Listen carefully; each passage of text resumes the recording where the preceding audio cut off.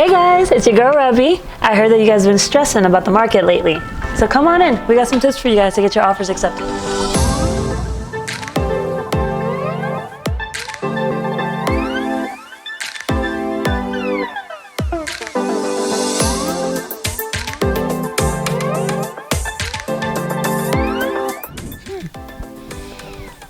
That's interesting.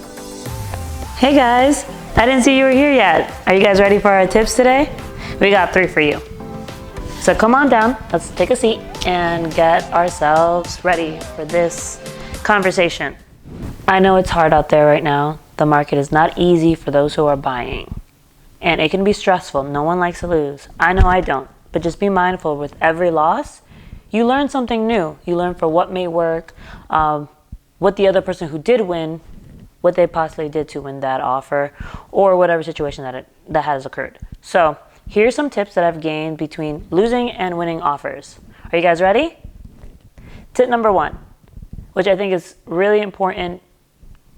You guys might already know this already, but it doesn't hurt to say. Call the listing agent, see what the seller needs, and make sure to gear your offer towards that. So for tip number 2, strategize your contingencies. That means use your appraisal and the inspection to your benefit, whatever way you feel comfortable using them. And tip number 3, add an incentive or a bonus to your offer. This might entice the seller to accept your offer within a shorter period of time. If you're interested in hearing more about these tips and going further into depth, please don't hesitate to reach out to me at 804 New Homes. Thank you for coming. Be great.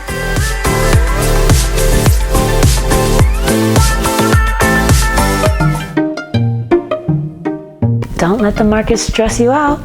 Eat a Snicker. Diana. What is this, Taekwondo? No, total body. You know, I'm gonna need this book. Just remind me it's there.